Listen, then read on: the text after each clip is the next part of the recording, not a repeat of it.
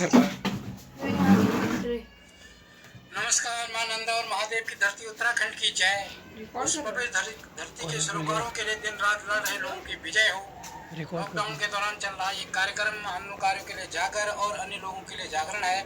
उत्तराखंड राज्य का जो विजन और संघर्ष पर चर्चा ये कर रहे हैं, जो 22 साल तक दिन रात संघर्ष किया, लड़ाई लड़ी उत्तराखंड राज्य के लिए, उसके जो मुख्य अंश हैं उसमें सन 1993 में जो कौशिक आयोग का गठन किया गया, उसने उत्तराखंड के कुमाऊं, गढ़वाल, तराई प्रवासियों के साथ सभा का मशवरा करके जो रिपोर्ट तैयार की उत्तराखंड राज्य की संभावनाओं पर, उसी के आधार पर उत्तराखंड राज्य की नौकरियों में स्थानीय युवाओं की नियुक्ति, केंद्र सरकार की नौकरियों में 27% आरक्षण, मूल निवास का निर्धारण 1980, राज्य में अनुच्छेद 371, वनों पर स्थानीय लोगों का अधिकार, विधानसभा और लोकसभा क्षेत्रों का परिसीमन, पर्वतीय क्षेत्रों में क्षेत्रफल के आधार पर और मैदानी क्षेत्रों में जनसंख्या के आधार पर आदि मुद्दे प्रमुख थे।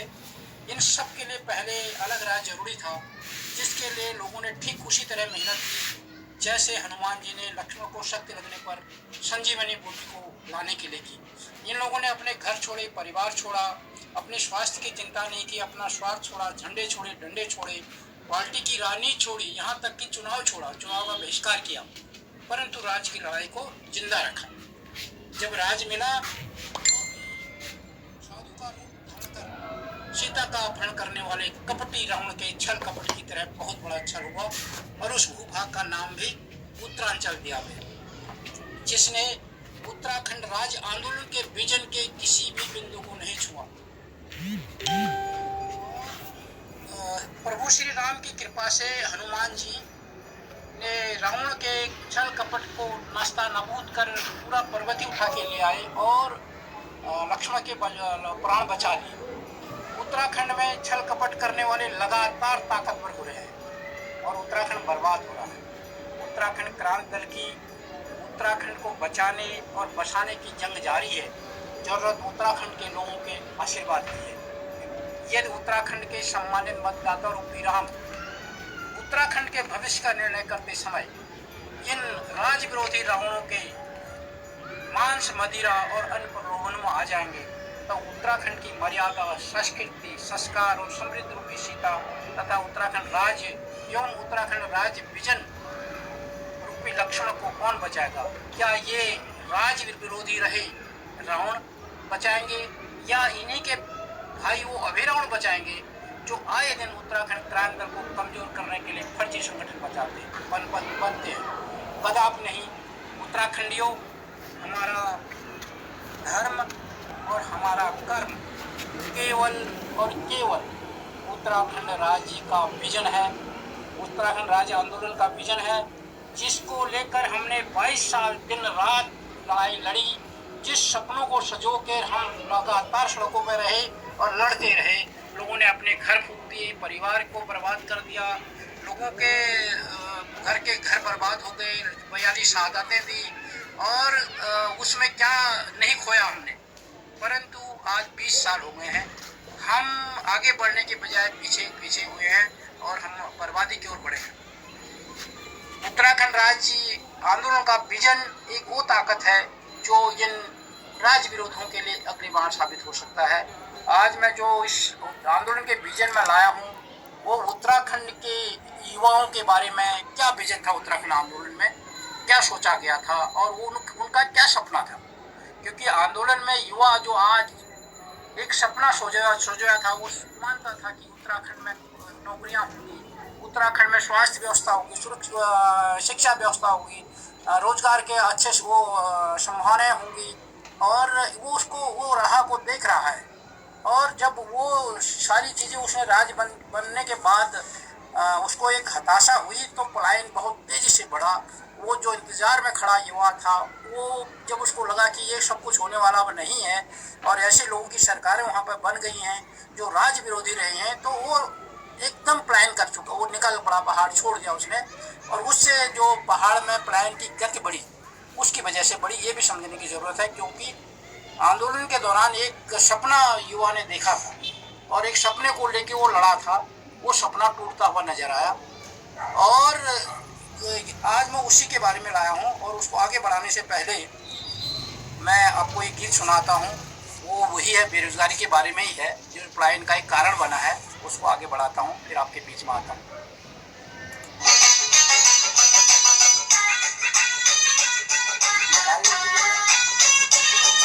वाइट वाले कुत्ते।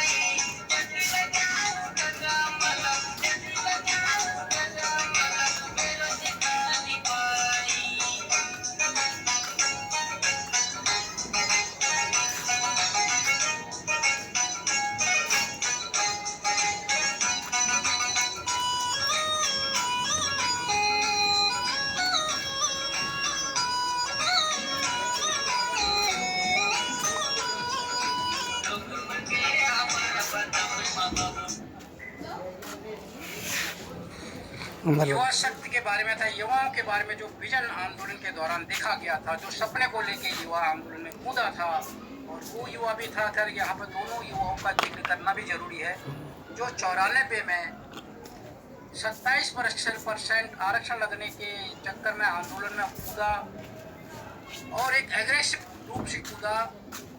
हमने लाल किले रैली में भी जब प्रदर्शन हुआ तब भी उसको देखा, और एक बड़ा एग्रेशन था। परंतु जैसे ही 96 में चुनाव की घोषणा हुई, ये सब राजनीति के हिस्सा बन गए। और जब 97 में 95 में हमारा 94 में आंदोलन हुआ आरक्षण के खिलाफ, और उसने राज्य आंदोलन का रूप लिया, राज्य आंदोलन का उसने स्वरूप लिया। और उसके बाद इतनी गंदी राजनीति उत्तराखंड में हुई। 27 जुलाई को सुप्रीम कोर्ट का आदेश आया कि उत्तराखंड की भौगोलिक परिस्थितियां, आर्थिक और सामाजिक हालत को देखते हुए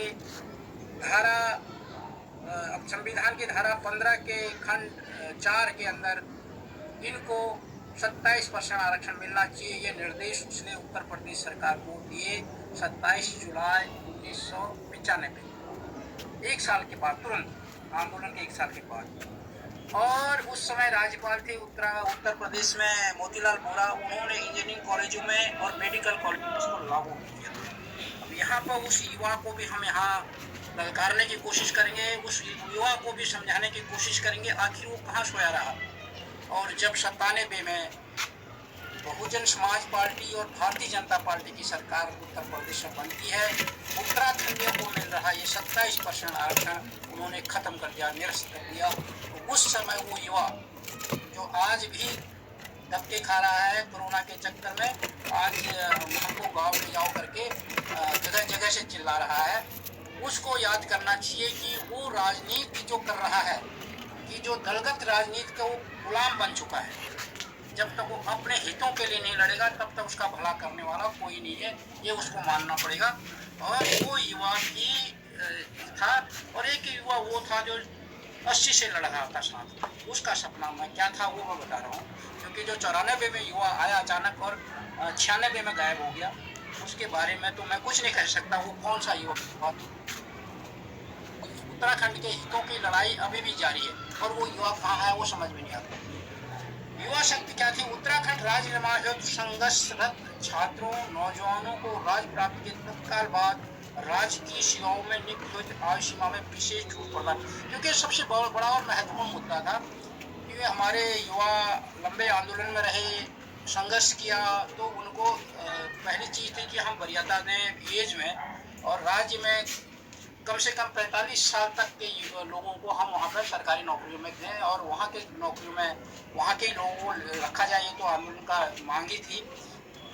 और उनके लिए सही इन्वायरमेंट शिक्षा का बने, ये तो आगे वाली बात थी। पर पहली जरूरत थी कि जब राज्य बनेगा तुरंत जो आंदोलन में शामिल रहे उनको नौकरी का फायदा मिले, एज में उनको फायदा दिया जाए।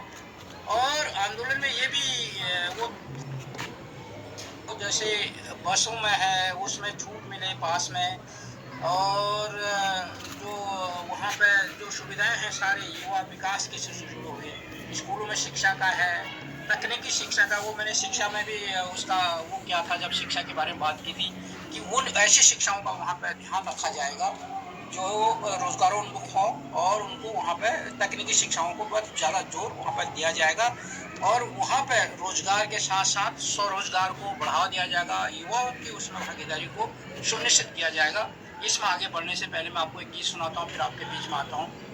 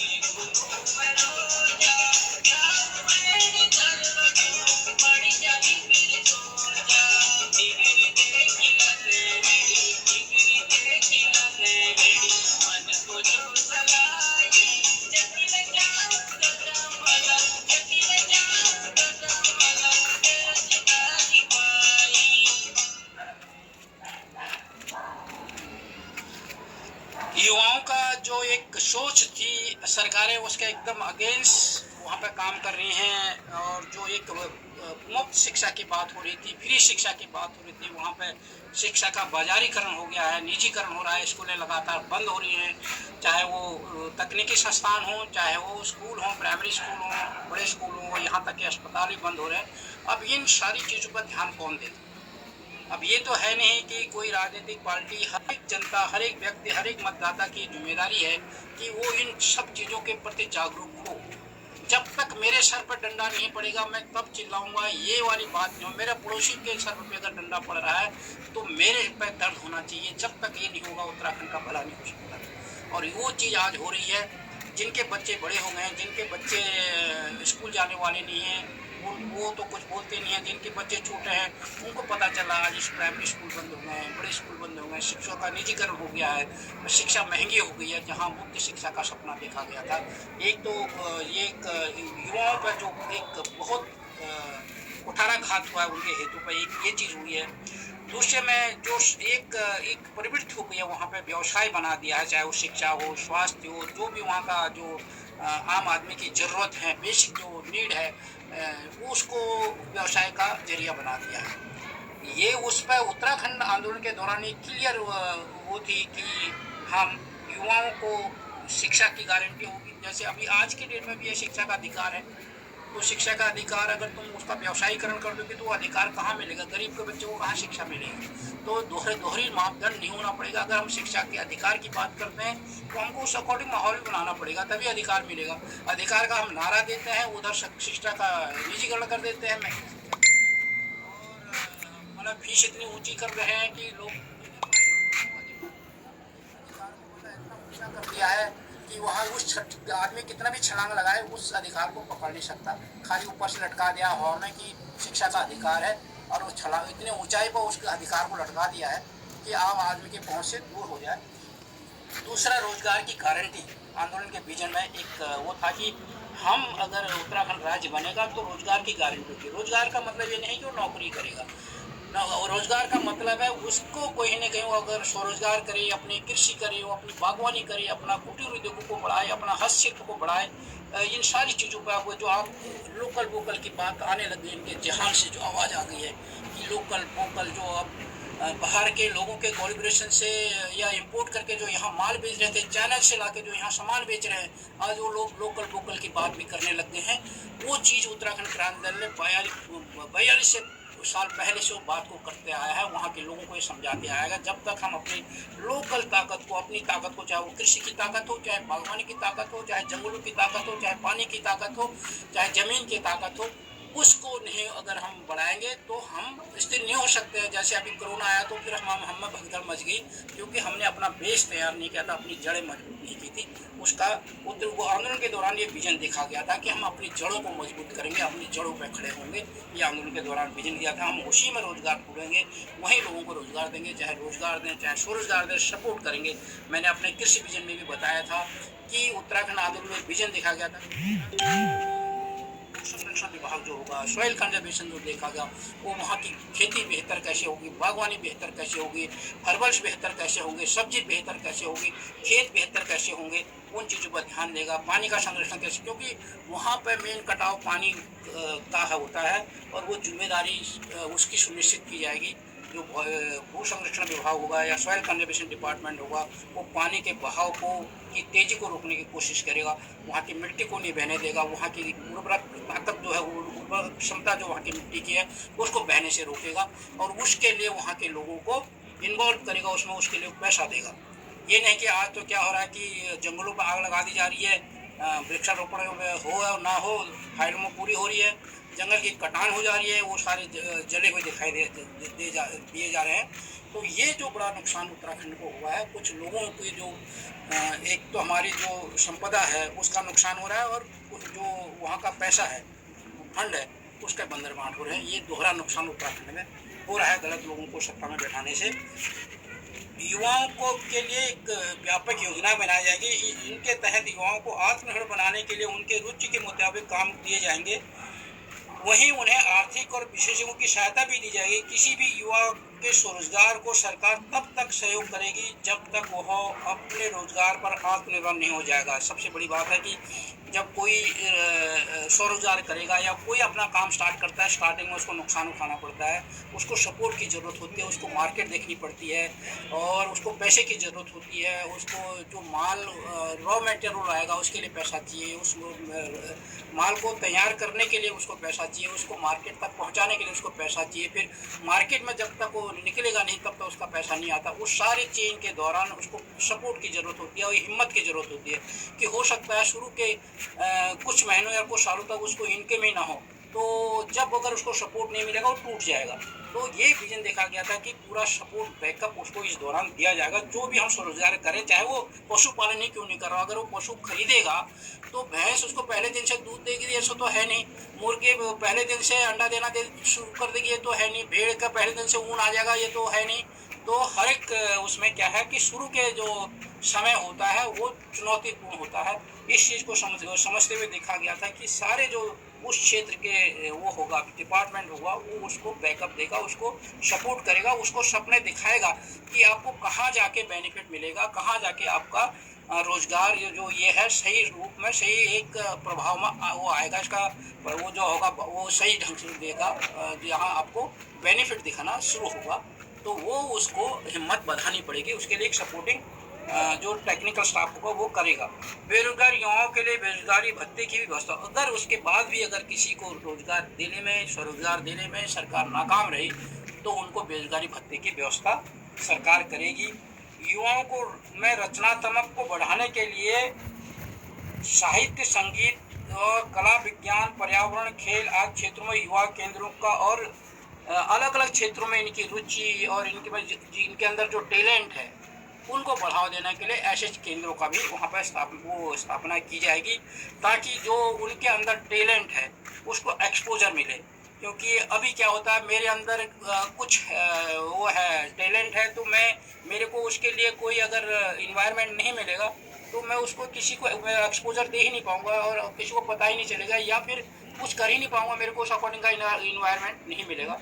तो इस आंदोलन के दौरान ये भी विजन देखा गया था कि हम अलग अलग वो क्षेत्र का एक ऐसे केंद्र खोलेंगे जहाँ पे आदमी उसके अंदर जो टैलेंट हो उसको एक्सपोजर दे सकें। और दूसरी चीज़ जो स्किल डेवलपमेंट का है, वो जब महिला विकास की बात हुई थी तब भी बात हुई थी, और युवाओं के लिए भी है, उसमें भी इन्वॉल्वमेंट होगा। इनको ट्रेनिंग दी जाएगी, क्योंकि जो रोजगारोन्मुख जो शिक्षा की बात की थी, उसके अंदर युवाओं को इन्वॉल्व किया जाएगा, ताकि ये चाहे अपना रोजगार खोलें, चाहे नौकरी करे और कोई और काम करे, इनको उस तरह से तैयार किया जाएगा, ताकि जो आने वाले समय की चुनौतियां हैं उसके लिए तैयार रहें। इसी के साथ जय हिंद, जय उत्तराखंड।